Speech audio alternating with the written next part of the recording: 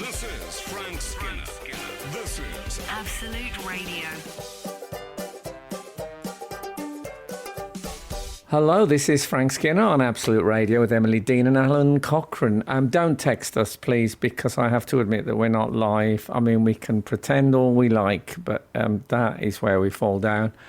And you can follow us, however, on Twitter and Instagram, at Frank on the Radio, or, of course, as ever, you can email us via the Absolute Radio website. Try that. Hello. Morning. Hello, boys. How you doing? It's nice to hear from you guys as ever. And you. Alan and Emily remain faceless voices to me as I sit in my bedroom. But we're almost there. We're almost. I think the studio looms, and doing the show live and that again, I am very excited about. Now, the producer, whose job it is to partly to sort of keep things tight on the show. Oh, here we go. Here we go. Yeah, I know. Told me that I left our readers on a cliffhanger, not last week, but the week before. Oh. I was very tempted. Now, as soon as I hear not blah, blah, but the something before, I think of, did your dad ever say to you when you were a kid, or your mom, not last night, but the night before, 2 tomcats came knocking at the door? No, we had 3 wise monkeys. Oh, did you? Well, No, we normally got, not last night, but the night before, 2 alcoholic actors who haven't worked in several years came knocking at the door. That was what we got, Frank. We all had a different version of it. it would have worked with them because it went on. One had whiskey, one had rum, and one had the poker across that. You can guess the rest. I think I probably can say it on air, but I'm not taking any risks. Yeah. I've left the manual in the studio in Golden Square, so I can't check what goes and what doesn't go on. I imagine Radio. what you can't say on air has doubled since 2020 or something. Well, I tell you, we've been my family and I have been wrapped. We've been absolutely Duke of wrapped. Edinburgh. This week, listening to what I believe is called 5 Words on the Absolute Radio Breakfast Show, where you can win a lot of money. And we, as a family, have been following it all week. It's been very exciting. So well done to Dave Berry and the guys for some pretty riveting radio. We'll put a stop to that. You betcha. Speaking of Absolute Radio, now I know we have a slight rule on this that we never talk about our dreams. And I know that it's reasonable because I know people talking about their dreams. But I did have a dream which is absolute themed, which I'll keep it brief. But this is not the cliffhanger, but I will get to the cliffhanger. But I had a dream about Jason Manford. Oh, yeah. Lovely. Who is, as you know, presents the show on Sunday mornings. And I dreamt that I was doing a children's television show on the television, which is a good place to do a television show as ever. Mm. And I offered Jason a slot on it to come on each week and do a sort of maths question, but in a fun way. Uh-huh. And with a little bit of animation, and I'd join in a bit and we'd have a bit of banter, but they would be learning, the kids would be learning. What a great idea. Anyway, I was being driven to the studio in this dream and I saw a purple velvet hat in the street. In fact, exactly like a hat that I saw the snooker star Alex Hurricane Higgins wearing on the Hagley Road in Birmingham in what was probably the 80s. So I arrived at the studio, something I haven't said for a long time, and there was Jason Manford all ready for his maths feature. And I said, that purple hat that we use on the show, I've just seen it lying about in the road. And he'd got his car with him. I said, would you get it? And he was fine with it, so he seemed to be. I gave nice him. I said, it's just drive out of here and it's that road on the left. And he said, what? I said, the one on the left there. And he said, which one? And I wrote this down, which is why I have it verbatim. I feel slightly bad about it, but I'm going to tell you what I said. I said, maybe the words are too complex for you. Try just tuning into the intonation. And of course, he was affronted at this, as he should have been. I would never talk to the real Jason Manford like that, or any Absolute Radio presenter. And it was, he actually walked from the show. He didn't get the hat. We were, I had to do them. Oh, I don't know what happened to the maths thing. I'm not going to pretend we continued, but there was, it was obviously very difficult. And I feel I should apologise, even though it was all in my sleeping head. I'm sorry, Jason, if you're listening. I would, maybe we can patch it up and get the show back on the road. Anyway, I look forward to our more analytical readers working out exactly what that dream meant. Frank Skinner on Absolute Radio. As I mentioned earlier, my producer pointed out that I left, I think, both of our listeners on a cliffhanger 2 weeks ago. We've been doing this show pre-recorded because of the global pandemic. I've been told for 17 shows. I'm told that by the producer today. In fact, she said 17. That's how many pre-records we've done. 17. And the assistant producer, Faye, said, "Are you joking?" And I did point out that would be such a rubbish joke. To just change the number of pre-records for some it's really sort of, 71. There's not much whimsy in it, is there? I don't know what genre of comedy would that be. Anyway, a very mild prank. So one thing I've been talking about is that we haven't had a table in the house. My partner Speak sold. for yourself. I am speaking for myself and my family. My partner sold the table we had before, saying that it reminded... Angela's Ashes, your place. Yeah, you have to sell the table. It reminded her of a coffin. So she sold it for much less than it was worth, can I say. She's been very against coughing since COVID, hasn't she? Indeed, yeah. But anyway, we got one. We've had one delivered. And it was I think it was the first, it was amongst the first outsiders to actually come indoors at her place, at our place. So I was a bit at her place. Hang on. As a Freudian slip. Did the table arrive? Because can I say, I went round last weekend and we ate cake on the ground on a towel. It was lovely, but it was a towel. No, but that's because you were in the garden. We're still putting guests in the garden when weather permits. Oh, yeah. Fair enough. So these two, I'm going to call them workmen. It's the old traditional term. And they arrived, and I was a bit... They didn't have masks or gloves or anything. And, I remember thinking, you could kill me and my family. but you know what? I think that about every stranger that comes to the house. I always have. You think that about every friend? Yeah, that's the spirit. I think we've all got the potential. Anyway, they brought the table and they assembled it, and I gave them £20 as a tip. Per person? No, between them. Just asking, no pressure. And I actually said, I became my dad for about 10 seconds. Have a drink, I said. Have a drink. Oh. And I'm not a great tipper. I'm not a man who can tip and then just forget about it.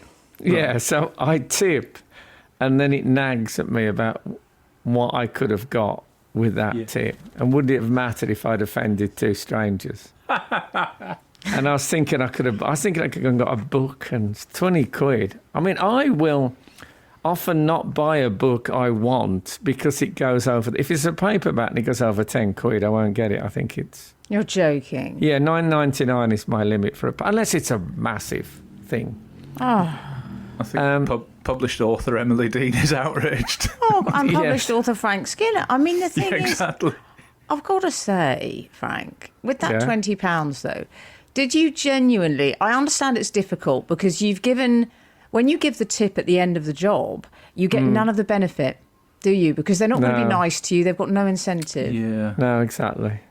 I think it was just a flourish, really. And, in front of my child and stuff, I thought, I'll suggest that I'm You're Lord showing off. Bountiful. Good old-fashioned showing off. Yeah, which I'm not. That's not me. It's not who I am. Al, it was £20, Al. Can we just put this in perspective? Thank I'm you. bitterly resentful about tipping, though. I always feel like I have been stolen from. I mean, I admire your honesty. I do. I hate tipping. I was in Japan where they don't tip, and I thought I could live here. Frank Skinner on Absolute Radio. So anyway, we know. I was saying earlier, we now have a table to eat off in the house rather than eating off our laps. I find it's freed up my elbows considerably. You were talking about tipping, Frank. How do you respond? This question to both members of the panel.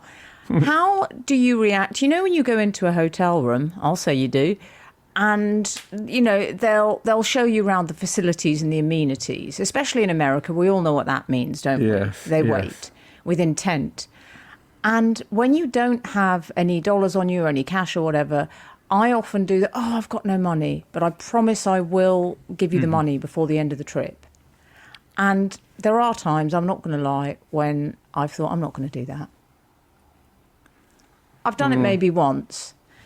Do you think they forget, or are they sitting there No, thinking... they never. I think you probably have to. I think room service must be 30% saliva. In those situations, I hate that. Like I make a real thing of I'll carry the bag. No, it's all right. I can manage the bag. No, Yeah. sir. We'll take. No, I'm fine. I can carry a bag. I'm fine with it. Because I don't want you to come to my room and then want whatever it is, a £5 for showing me how to open the curtains. £5? Charge me more. That's what I would say. Just charge me more and I won't even have to think about it. But the whole tension, I can feel it in my stomach now just talking about it. The tension of tipping. I think if there was a government that put in their manifesto they would stop tipping in this country, I would vote for them every time. They sound nice. That government. Yeah, but like I Some said, of don't these mind people paying. Doesn't sound like government overreach at all, does it? You see, I like my hairdresser at George Northwood has a system where you have the discreet brown envelope. It's very classy. And I just get the 3 envelopes at the end, one for the person who's washed my hair, one for the colourist, one for the cutter. 3 brown envelopes. They all get a little Brian something. Clough territory. I was going to say, there's football managers that would think that was a bit much. Wow. Are they named? Do they have their names on the envelope? Yeah. I like write them Christmas in. Every day working I there. write a little note. I say to But do you have to do all this in the shop? Yeah, in the salon. So they all yeah. sit around and watch their envelope. Is it like when somebody's birthday at the radio show and you have to write in a card? Well, it's I worse write than them that. a You've got to note. put money in the envelope. Awful. Yeah. Sometimes I might say, dear, Gervais or whatever, thank you so much. Lovely work. Gervais. Emily. And then I'll do 2 kisses. Not such a good job, 1 kiss. Oh. Ah. Okay. See, this is the other thing. It's not based on merit, is it, tipping? No, it's it's a obligation. convention. If someone's rubbish, I have not tipped rubbish waiters, and they're just as angry as when I don't tip really good, helpful ones. I'll tell you what, it's perplexing to me, based on you two confessing these, that I'm the one on this show with the stingy reputation. How did this happen? Well, I think Well, we that's know your what tip. happened. accent. Hey? Have you heard of tipping? Yeah. He thinks we're talking about fly tipping, Frank. I feel that's bad. why. This didn't come with a glossary. I've read about it in American novels, that's it. Well, I think that Reservoir Dogs opens with this very debate, doesn't it, about tipping, if I remember right. That's why Alan can't ever It's a see lot that. more- That's a horror more, film to him. It's a bit more overwritten than this, and there's a bit of murder in it. But yeah, I really wish it would go. I think it's one of the worst things in modern society. Wow. Frank Skinner on Absolute Radio. We've still been debating tipping now between ourselves. I wish I hadn't brought it up. Of course, I've got to be honest, and I don't expect you to give us this information, but I would love to know what goes in the envelopes. Do they all get the same, at least? Would you tell us that? Yeah, I have absolute parity across the board because I believe... You must take a lot of coins with you. I'd be worried that what I put in would tear, that the weight of it would tear the envelopes. Imagine putting coins in. I mean, I think they throw it in the bin. You can't do that. Oh, my God. They get a hefty sum, these people. Do they? And it's even trickier at the lap dancing. Oh, Frank. That's why Alan was barred from all clubs. That's why in Birmingham a lot of them wear a satchel as well as the thong. Carry on. Yeah. So I just think it's a nice, discreet way of doing it. You know, they know I care, and I know they're going to be happy, and it's also a nice way. You know, no. If I'm not happy, no envelope. But really, no. I am consistent with the envelope. You've got to be. Let's be honest. Yeah, that's what I don't like about it. It's the social pressure element. It's not about thinking, that my hair looks fantastic, I want an extra reward for these guys. It's about, if I don't do this, there's going to be an area. So that's when it moves into an area that one would describe as mugging. Yeah. Although, in fairness, when does my hair not look fantastic? I appreciate that's an arrogant thing to say, but that's a great question, I'm very happy with the service provided. 12:15. No, don't. Actually, we're not live. It would be a great texting under normal. Please don't. Please You can have a don't. load of pictures, like a Zoom screen, pictures of you in various... I'll add a caveat, walking out of the salon, okay, for that brief hour. Okay. Anyway, I think at least in that sense, I'm paying for a service I'm genuinely happy with after the event. What I object to is tipping before the hotel stay, for example. What if I hate it? You see? Good point. Thank you.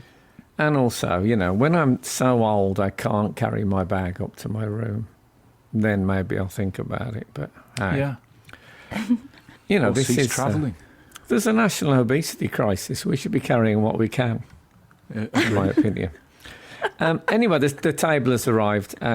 For about Kath even said today, you know, I hate this table. She's still having a very difficult... Really? Yeah.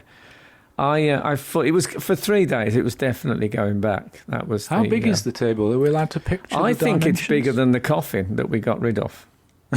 And that was got rid of because it was too big. It's a big unit, the table. I think it's a bit the wife, the thief, the lover, and the cook, or whatever it was called. That film, you know, that table in that The Last Supper type table. It's a bit like that. I think The Last Supper is a better reference. I didn't get the other one. It's Michael It's a Peter Gambon Greenaway and, film, isn't it? Helen Mirren. Yeah, I mean, The Last Supper is still a bigger reference point. It is. I was trying to keep it secular for you, Al. You'd like that film. It's just good. An interiors nod, Frank. I do notice you do have an empty alcove. Oh, No, I always sit like this. Immediately behind the table, I suggested Kath inserted some logs in there, some stubby logs. What do you think? I like to keep an alcove free at the side of the table in case we have a centaur come round for dinner. Otherwise, it's a bit awkward. They have to sort of go side saddle, and it's not in their nature. Like when people are playing pool with a queue that's too long. Yeah, it's awful for them. I hate to see a centaur all cramped. Frank Skinner. Absolute Radio. As you know, we are entering what I believe is known as the new normal.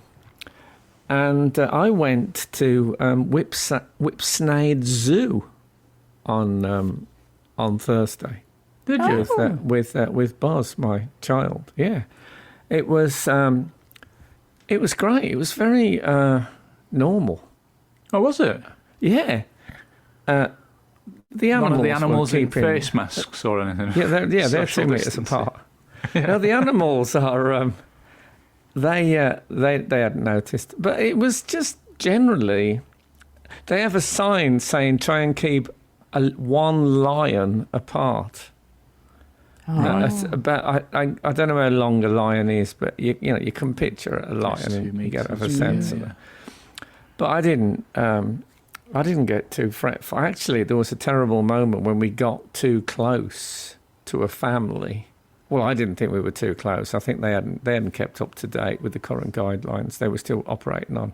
When you say 2 a meters. family, you don't mean a pride, as in the lions. You mean a real a human family. I mean, you know, bloke, woman, child, older woman. I don't know quite what the relations were. But anyway, the woman said to Boz something like, "Get out of the way! Get away!"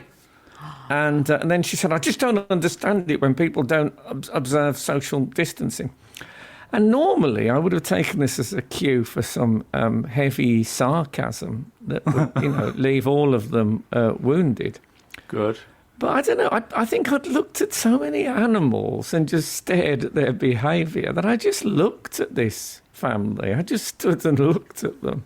Not in a confrontational way, just like one would look at a marmoset making its way along a ledge. You were more like an anthropologist. Yeah. Just staring at this human family. Yeah, but then when I walked away, and I think Boz was a bit surprised, and he said, I don't think that woman should have, you know, told me off. Mm-hmm. And I said, oh, no, actually, I should have had a go. And then I went to go back, and he said, oh, no, don't go back. And then it nagged at me. Yeah. You know what I mean? Oh, God. It nagged at me that I should have. Oh, you didn't turn up at her house. It made me think of, I don't know if you remember the queue jumping incident in James Dean's Rebel Without a Cause. Ah. But he's with his dad when he's a teenager, and this roughneck just walks in front of him in the queue and turns around and slightly confronts his dad, and his dad says, oh, no, it's fine. And James Dean can never, ever respect him again. And I feel I might have gone there. Right. Which was... What do you think, Al? I think that you were teaching him restraint and the art of Zen. If I did, it was accidental, though. Well, of course. It was really... really... anywhere, though. Yeah. It was... I tell you what I did say, though. I don't know if you've ever seen a partially submerged rhino. Oh. It's one of the best things. It was in like a mud bath thing. Well, water in the ground. Lovely. But it didn't look like it was bathing. It looked like it had, in inverted commas, lost control of the vehicle. And it looked like it had come off the road on a bend. And its face, I took a photo, which I'll put up on social media. Its face seemed to be saying, sorry, I'm gonna need a hand to get out of here. He looked really sort of, this is a problem. And it was such a, I thought, oh, that's why zoos, I know some people are anti-zoos, but they've never seen a partially submerged rhino. I think that would change everything. Anyway, I'll put the picture up and I think you'll see the glory of it. This is Frank Skinner. This is Absolute Radio. So this is Frank Skinner on Absolute Radio with Emily Dean and Alan Cochrane. Please don't text us today because I have to confess we are not live. However, you can still contact us on Twitter and Instagram at Frank on the Radio, or you can email us via the Absolute Radio website. So there's still hope. Frank, you were telling us about your rhino experience. Yeah, how fabulous. Partially submerged rhino experience at Whipsnade Zoo. I think it's been some years since I went to Whipsnade. What sort of animals are we talking? Is the simian community represented? There is certainly there's a chimpanzee enclosure. You see, that's my favourite. How were they? Did they deliver? To be honest, I only saw one, and he was. He wasn't. You know, sometimes you can get the chimpanzees on a show day. Oh yeah. When they're really giving it everything for the crowd. Yeah. And I think lockdown might have Well, they're like they've took comics, aren't they? They've not had any gigs for a while. Yeah, that's they've it. took their eye They're off rusty. off Perhaps the their play. introvert side is playing them up more now that they're locked down. Yeah, well, it is. They definitely... I mean, they'll get back into it, I dare Yeah. say. Do you But think? I did... They were a bit rusty, the Once chimpanzees. things reopen. Yes. You know what? If there's one thing I hate, it's an introspective chimpanzee. That's not the Yeah. point. Get on with your job. I felt he was just slightly... he was emailing it in, as they say. Is that what they say? Yeah. Did they say Yeah. that? Have I made that up? Tell you No, what, phoning it in, but emailing Phoning is it fine. in, yeah, exactly. I I've don't think they noticed could that- use a phone. I've noticed that They don't have an Attenborough says- alternating thumb. Sorry, carry on. Attenborough says orang-utan. Have you Oh, noticed yeah. that? Love He it when he talks says about the that. orang-utan. Well, he's probably heard it said, like, by people who live locally to that, and he's respected their pronunciation. Fair play. Oh, he's Yeah. wonderful. He wouldn't have done it in the old days.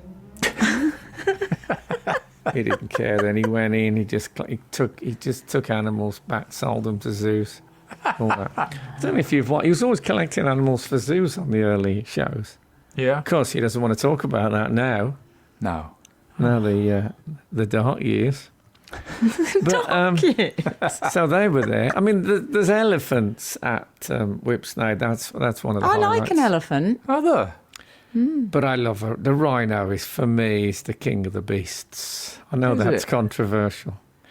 I was thinking, here's a joke from the 1970s. I was thinking, if a rhino got injured, would you need a surgeon or a panel beater?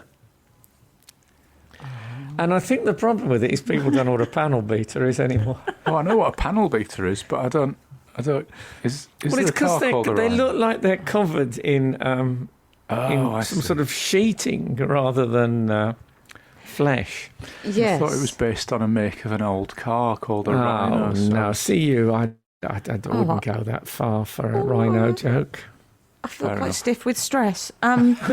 Okay, I want to move it on to it's animal-based, sort of. Well, I mean, it's a gossamer thin link, but you remember you talked about Flying Ant Day, Frank? Yes, I was shot down in flames on the Graham Norton show by, and I'm going to name names, Norton himself, and then James McAvoy, Marianne Cotillard, and a bloke Fassbender. yeah, Fassbender, thanks. You always remember his name.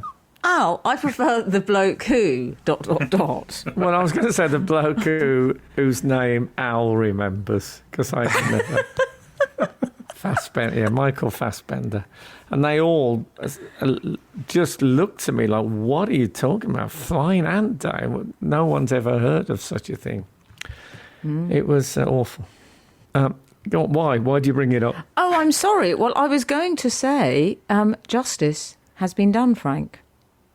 What, they've all died Our in an readers' automobile Flying accident? Ant Day officially happened last week. Oh, it was yes. all over the news. There were news reports. Can I say, Garraway and Shepherd, they didn't do a Norton and Cotillard. They were acknowledging it properly. But the readers are in full support of you. I'll just give you a taster. Laura Rich, 21. The day has finally come. Not just a figment of Frank's imagination. Shame on you, Graham Norton. Yeah, exactly. Unforgivable. Well, he was on the radio at the weekend. Do you think he mentioned it? Yeah, no doubt. That's probably pre-recorded in February. Frank Skinner on Absolute Radio.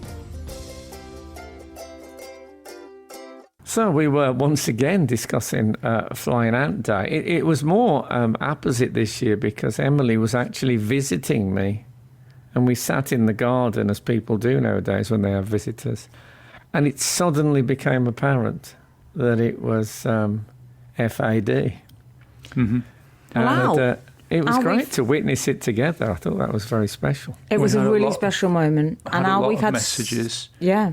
Jade on Twitter said, "Flying Ant Day vindication. It's real. We're not crazy, I promise. You were gaslit, pure and simple." Finally, Oh, some yeah, of that that's it. fashionable They were- victimhood for Frank. Yeah. That's what they were trying to do. They were trying to make me think I was out of my mind. Yeah. And then we've had also Alex at Dead Ghost Night. Happy to see Flying Ant Day trending. Justice for Frank on the radio. To hell with those who doubted him. Hashtag Graham Norton. Hashtag doubters. Can I say, do you think it happens sur la continent? Is that why Marion Cotillard didn't know about it? Like Is it an migration English of phenomenon? birds or something. Yeah, maybe. Maybe it's a not English, British phenomenon, and they don't have it in France. Maybe.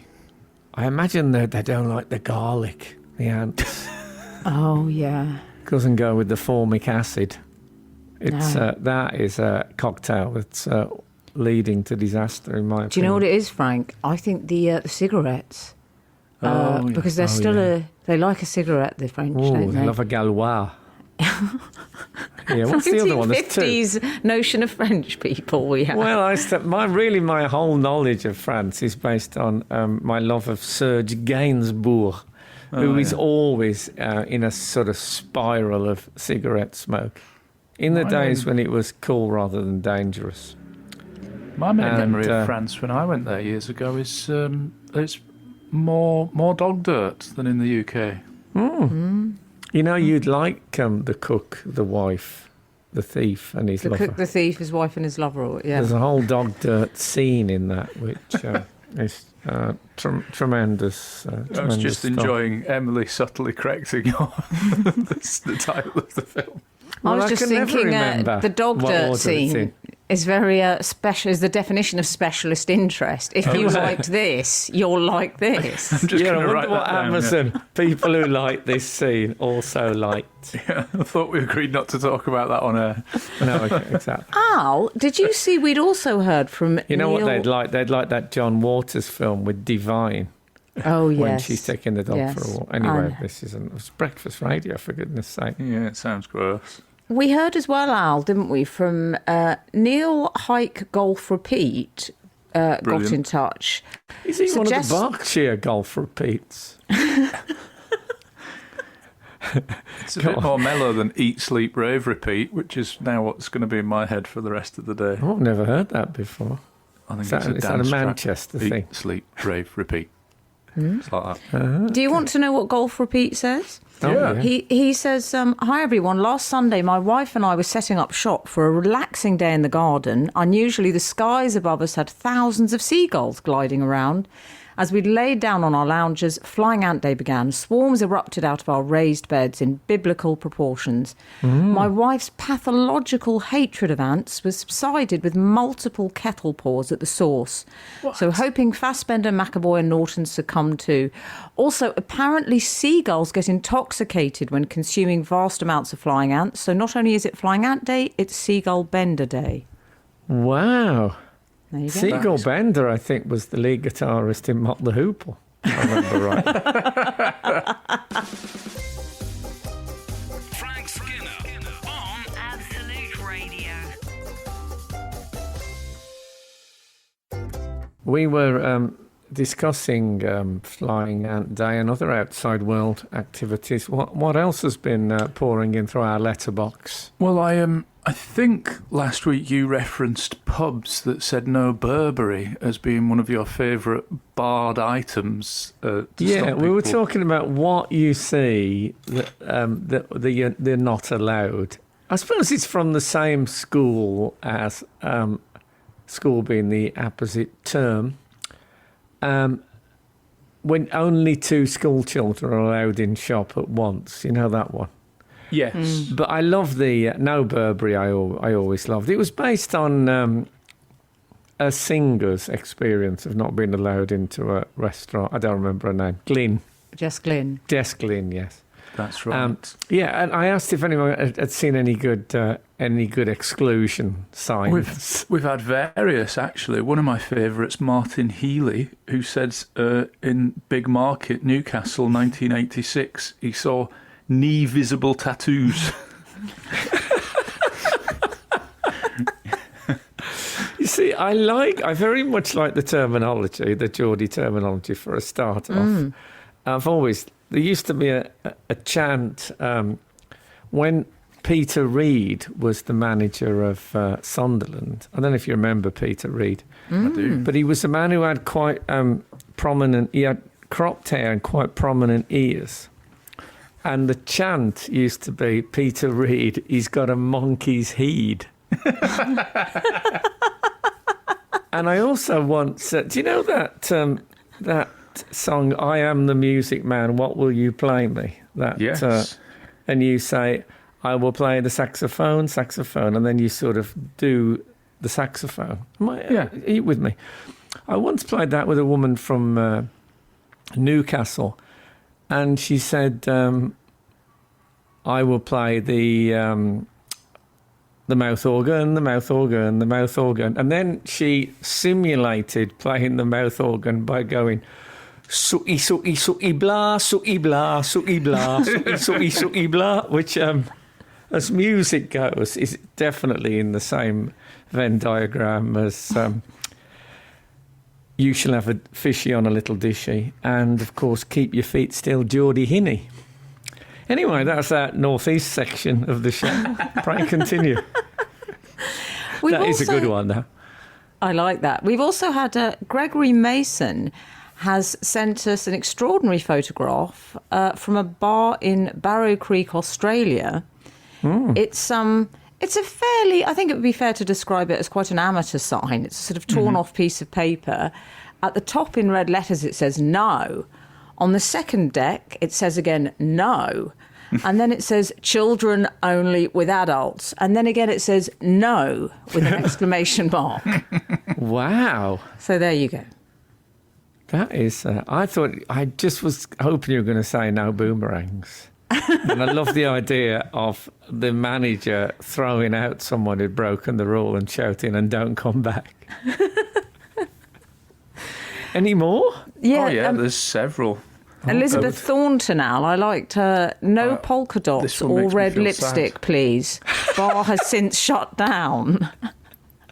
Why that? Why no polka dots? And Emily, you need to help us with this. I'm telling you what I think, and I don't know, but I wonder if it might be a throwback to an earlier time when that was suggestive of a more transactional relationship with a lady. Oh, really? Do you see? I wasn't aware of that. I keep that. getting propositioned when I wear polka dots. Yeah. That's red why I had to have that house. I had to have that Dalmatian put down. Frank Skinner. Absolute Radio. I believe we're still in the outside world section of our show. We are. We're discussing Das ist verboten signs on bars. Nicholas Ward, who sounds like a 70s actor. Anyway, he has pointed out that the Miners Club in Burnley in 2002 had a sign saying no women beyond this point. Nicholas has said #progressive. I mean, depends on if it was on the gentleman's toilet door. Yeah. Or even that now, of course, you'd be in massive trouble.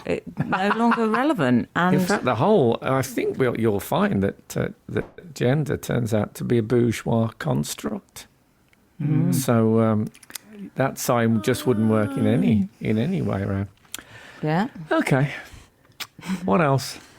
You're getting hot in here. Alan. It's been enjoyable broadcasting while it lasted. I hate to tell you this, but we've actually had a message that begins, I agree with Alan.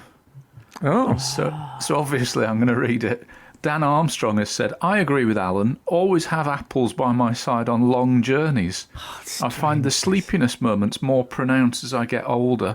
I remember someone saying there was something in the apple skins that was the specific stimulant. Praise redacted, Dan in Chichester. There you go. I mooted last week that apples were the lorry driver's friend, that it wakes you up a little bit if you eat apples, so it's quite handy to have them on the passenger seat. I mean, I'll tell you what gets me about this. Is one thing that I like less and less as I get older is sticky hands. Oh, It yeah. really, if I've got sticky hands, for me, I might as well be handcuffed. I can't pick anything up. I don't want to touch anything. Well, we know you like a bit of that. Yeah, but but I don't like sticky hands. Even at the end of the evening. Oh, sure. And that, when I think of eating an apple at the wheel, that's all I can think of is afterwards, your hands a bit on the wheel. Oh, Can I tell you what I think, Frank? I don't like a loitering core. And No. it starts off nice and round. I remember Chris Evans saying that to me in the 90s when the two of the sisters were still there at the end of the show. Very fine joke. It starts off all round. You know, it starts off, you can do your cricket fantasies, all sorts. It feels solid. Then, as it reduces, you're stuck with this useless core. What do you do? Yeah. There to are say- people, and I've always found this radical indeed. There are people, of course, that eat the whole. They don't eat the stalk, but they eat the lot. They eat the core. Yeah. They eat, not just the pips. It's not so much the pips that worry me in the core. It's that sort of plastic panelling on an apple core that I believe it houses the pips. What is that plastic? Oh, what box. is that substance that is? The apple is such a friendly, juicy thing. And then suddenly, it's like the package and backing is on the inside of an apple. And that's why I could never eat the core. I think I would rather have the sort of very black sort of vegetation that's the opposite end of the stalk. I'd rather eat that than the plastic panelling. Oh, no. Yeah, So but that's I- what. It's not as bad as a nectarine hair. Oh, I love that. Yeah.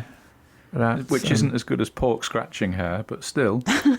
No, that's too sturdy. Frank Skinner. Frank Skinner. Absolute Radio. Absolute Radio. So I must say the readers have been in top form this week with their correspondence. Come on, let's have a bit more, just a bit. Come on. Before we do move on from the Okay. apples on the passenger seats, Oh, your, yes. your sticky fingers repulsion that you were expressing earlier just reminded me of the last Edinburgh Festival that I did, which was August 2019. You leave and you have to empty your fridge and put everything in the bin. I hadn't eaten everything, but I was driving home, so I just emptied my fridge into a bag and took it with me.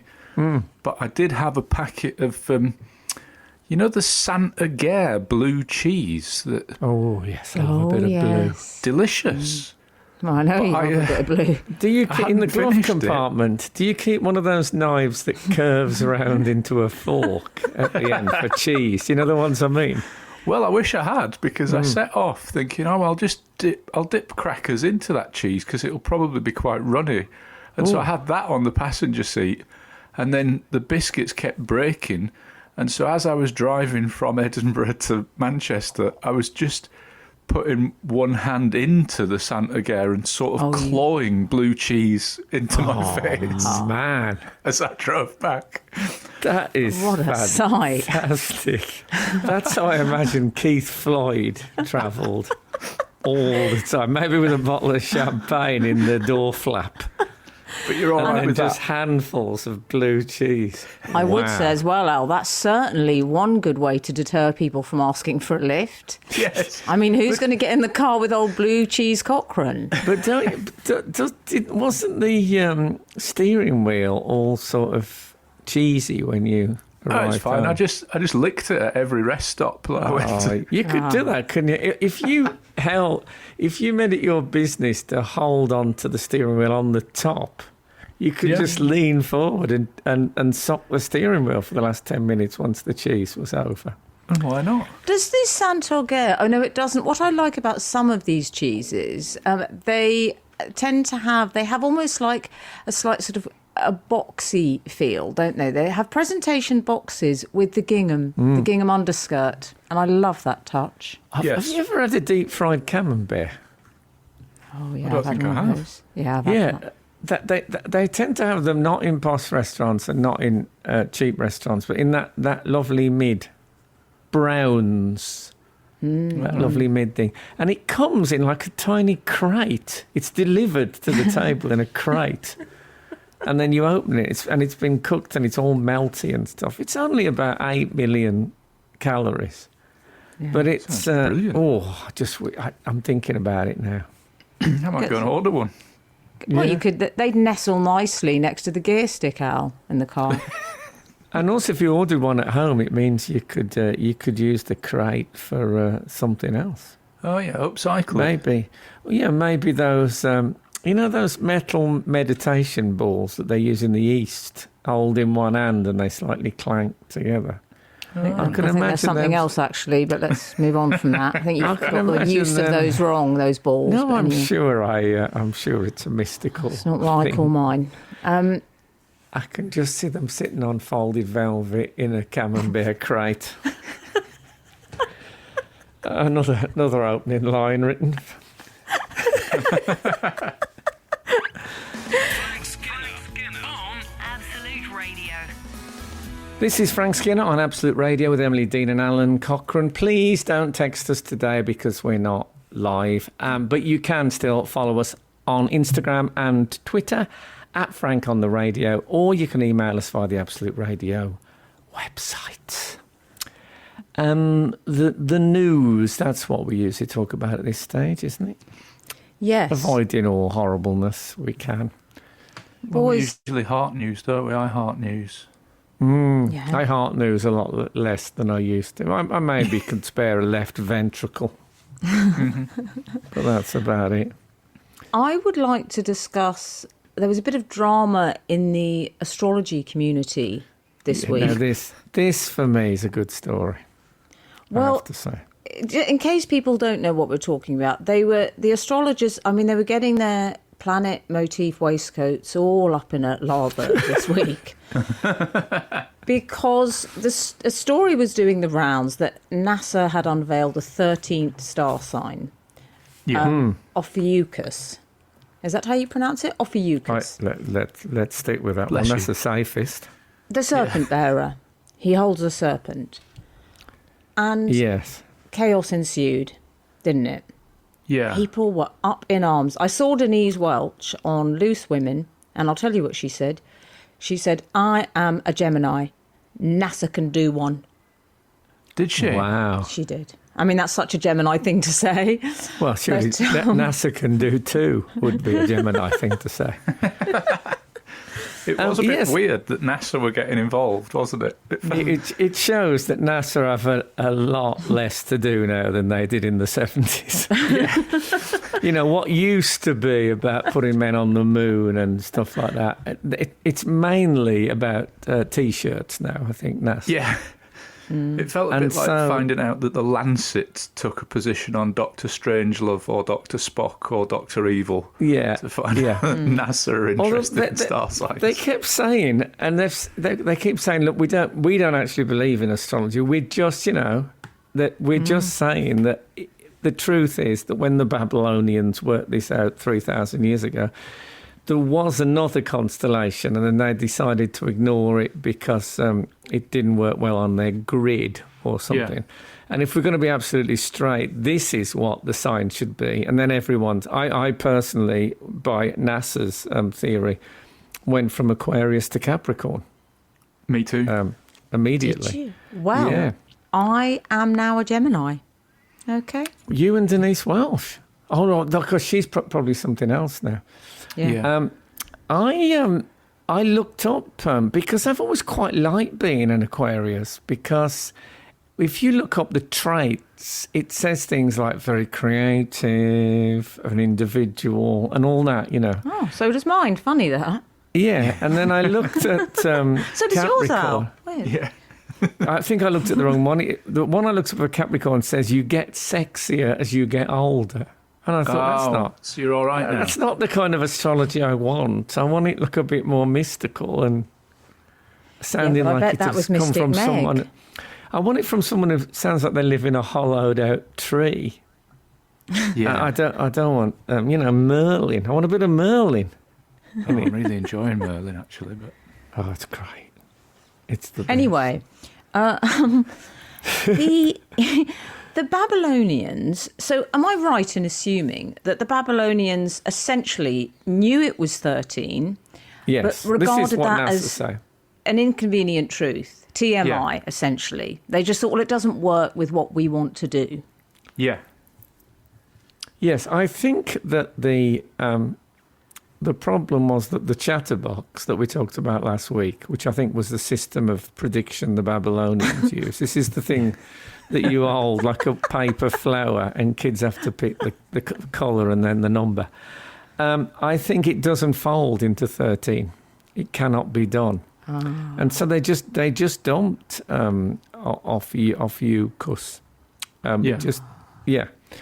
But which is, I was very interested to read it. I must say, it is incredible that they sort of pulled a fast one. Mm-hmm. It's going to throw the newspaper world into turmoil. They're all going to be exactly one paragraph longer forever now. Well, I know a guy who's an astronomer. Stop name dropping. Sorry, not an astronomer, an astrologer. It's a big Is he difference. retraining? Well, he's got he's got a cloak. He actually owns a cloak. I won't go into that. He sounds like a good one. Yeah, he's got a pig of a reboot now. If this fits in, man. because he's had all these, he's got books and stuff like that, and none of them. They all need a massive. He can't just sit there crossing it out in biro. And if he gets it wrong, he'll fail his Ofsted inspection for astronomers. It wouldn't be called Ofsted. It'd be called something like Off-Wand. Frank Skinner on Absolute Radio. So we were talking about the fact that NASA accidentally, I think, really, because they're not very interested in astrology, they have rewritten the zodiac signs this week. I guess the one thing that NASA and people who believe in astrology have in common is they both tend to wear a lot of badges. And satin, because they like a satin bomber jacket, the NASA's. Maybe I'm being a bit harsh on astrology. I don't know. I mean, does this mean that the star chart, the detailed star chart that Russell Grant did for me 15 years ago, is now worthless? Yeah, I think so. I think he did all that thinking that you're an Aquarius, and now it turns out you're a Capricorn, so you need to move everything along to the left a bit. I've got a lot of blue tack to recycle, if that's coming down. Well, it's difficult for me because my mum once famously said to one of my brothers that one of the reasons that she likes potatoes is that she's a Capricorn. And so she's been mocked and derided for that for many years. But now was she serious or was she being I think sarky? she was kind of serious. Okay. And now it turns out I'm a closet Capricorn, and my potato consumption has really ramped up since Wednesday when I read this article. So I don't know what to do. She's probably having protein shakes now. Well, some people pick partners on the basis of these star signs. They take it very seriously, some people. That must be difficult if you think you've married an Aquarian and it turns out they're a Capricorn.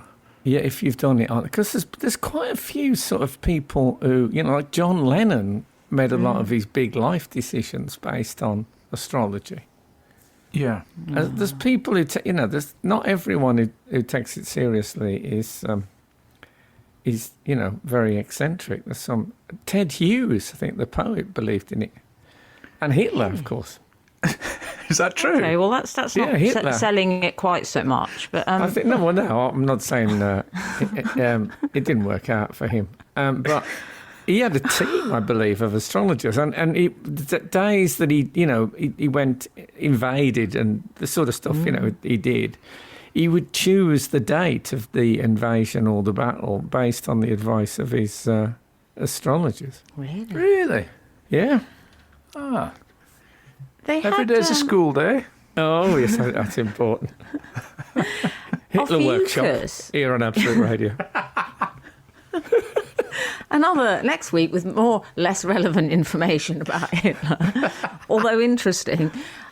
They had a list of Ophiuchans, so people whose star sign has moved over and they're in fact Ophiuchans. Oh, yeah. One was Susanna Reid, and Oh, Mystic Meg said of her, she's typical.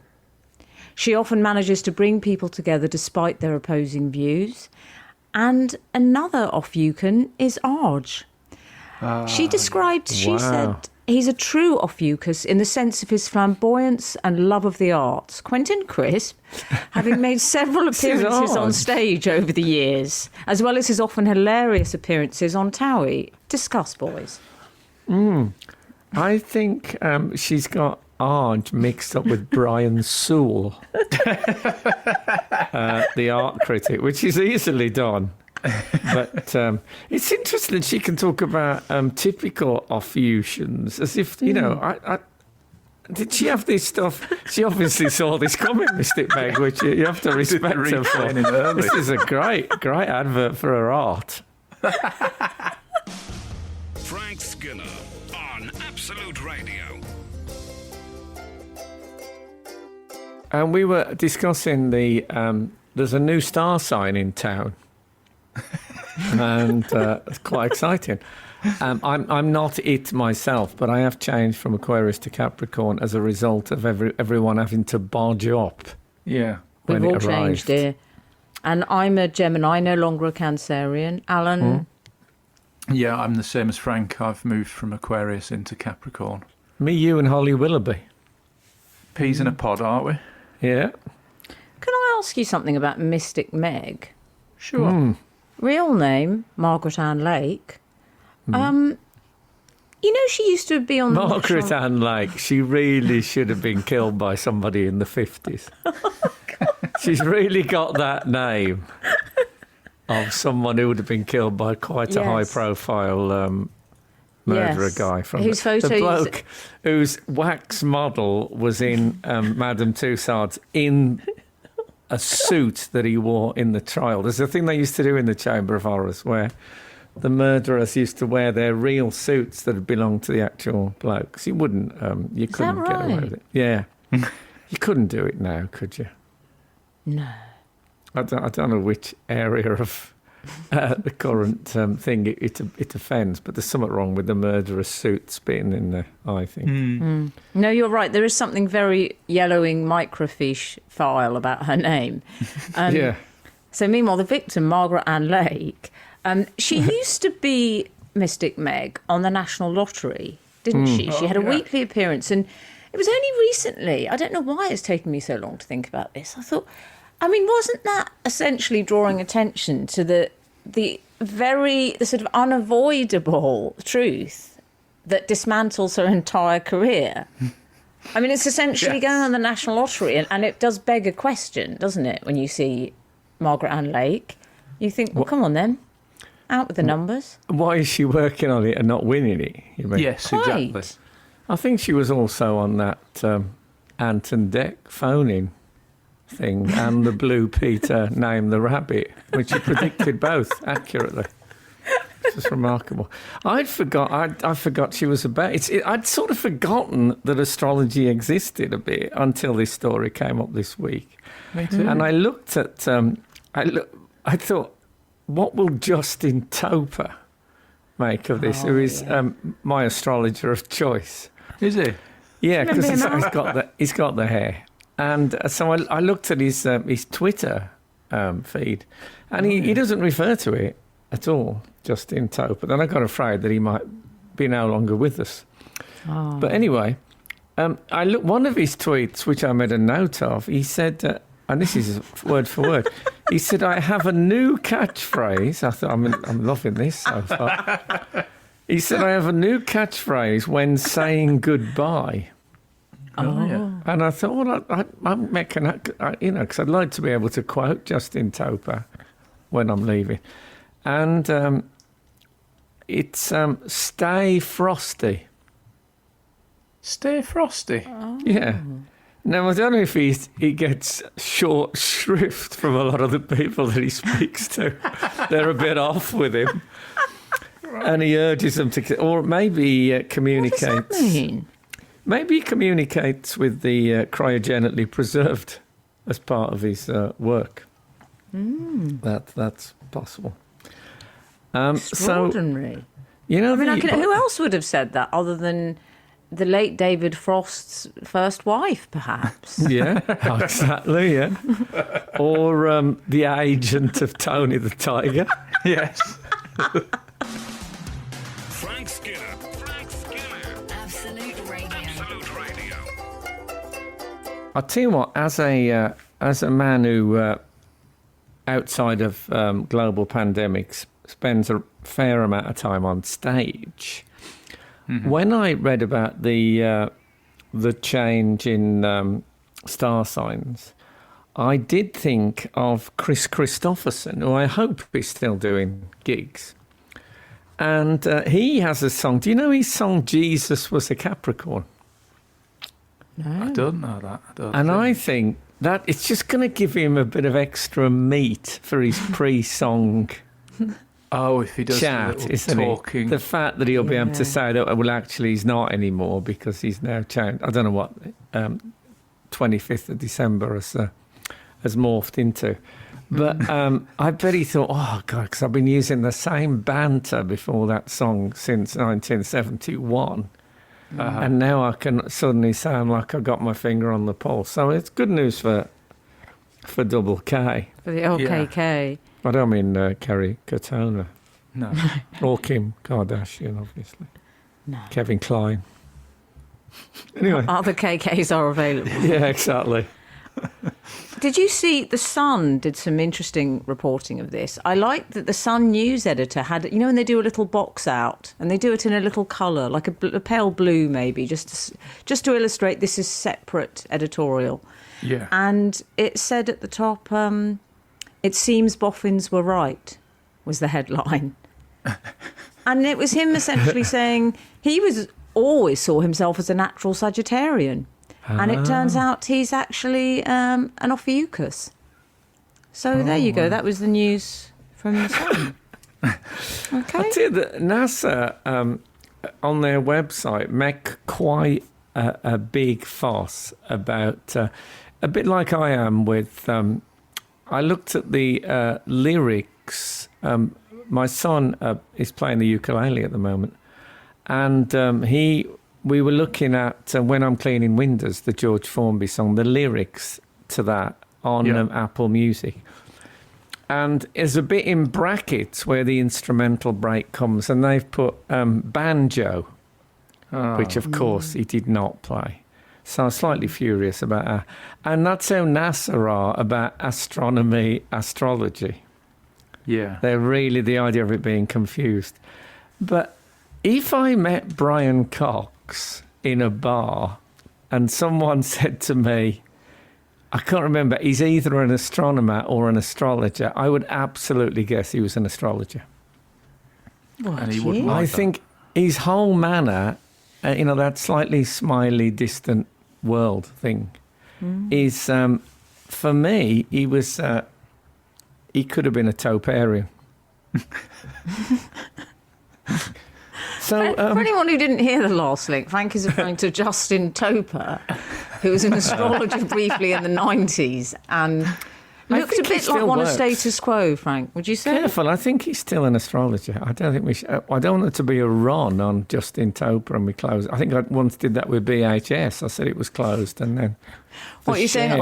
I need to lawyer up the astrologers. Yeah, when Frank says he thinks he's still an astrologer, I would just put, I think it might be a bit like being a Marine. You know, they say you never stop being a Marine, you're always a Marine. There's no such thing as a retired Marine. I think the same might go for astrologers. Even if he had stepped back from working, he'd probably still know stuff, yeah. No, I think he's, at worst, he'll have a booth on a seafront somewhere. I think worse than that. Frank Skinner on Absolute Radio. we were discussing hot news in the astrology community. I mean, yeah, That, you're right. It does feel like the whole thing has an element of hashtag late review. It is, yeah. But it turns out the Babylonians who did the original Zodiac, they knew all about this. This isn't a thing that's just emerged. Yeah, they just omitted swept it under the convenience. There's another thing in the And what annoys me about that is there's one thing I associate with the Babylonians is thoroughness. yeah. I don't think of them as just saying, "Oh, I'll be all right." Just No one will just leave it. notice. Just put it in the cupboard. Apparently, apparently Groupon are doing an offer if anybody has a tattoo of a star sign that is wrong, that they'll do a prize of removing it. Like they're giving out 25 laser treatments. And the surprising thing for me about this story was that Groupon still existed. I'd forgotten about Groupon, let alone star signs. Well, I'm glad they still exist because I've got an enormous Groupon tattoo on my back. I'm glad they still exist because there's no live comedy at the moment, so I might need to buy everything even cheaper than I used to. My Groupon tattoo is just above my Cleopatra coming at you. Tattoo. You back so many wrong horses when you're at the no. tattoo parlour. I'll tell you something though. I didn't realise. I've often wondered in the last couple of years whether tattoo removal is a thing. I went out with a woman who was trying to get rid of a sort of a gun she'd got on her arm, and she had Who was it? several. Lil Kim. And she had several goes at it, which she said was excruciatingly painful, and you could still see. So, can you actually properly remove one without horrible scar tissue or anything of that I think nature? you can. I believe so. And I think you can also get what they call cover-up done, which is a tattoo that you like. So you could cover up the gun with a flower, for example. Oh, I see. Or you could cover up your, Aquarius tattoo with my new Capricorn. my new Capricorn one. Yeah, Well, it does seem how weird. am I gonna turn my crab into some twins? Oh, Well, yeah. I think you just got to, if you make the two the main pincers, Oh, I know those. if you make those torsos, Oh, that's a good idea, Frank. and then you can have them sitting at a round table, one either side. So no food on the table, sadly, just those two black things at one end. You could say, yeah, maybe they were they'd had a couple of plums that delivered. They were just sitting there letting them ripen. I'll say this though, What they call castor and pollux, is that right? Yeah, I believe so. Very good, Frank. Thanks. I love your Where astrology I get all my knowledge. groceries. the zodiac tattoo is at the more gentle end of the tattoo inspiration spectrum, isn't it, compared to guns and barbed wire? I don't. Yeah, think of- exactly. I don't. Yeah, I've got one next to my ballet tattoo. What? You never know with Al, do you? Because he's all sort of partly sensitive and partly brutal. I never know what What to a believe. way to wrap things up. I think we should leave it there. Look, thank you so much for listening today. Sarah Champion is up next, so do listen to her. And you know what? If the good Lord spares us and the creeks don't rise, we'll be back again this time next week. Now, stay frosty.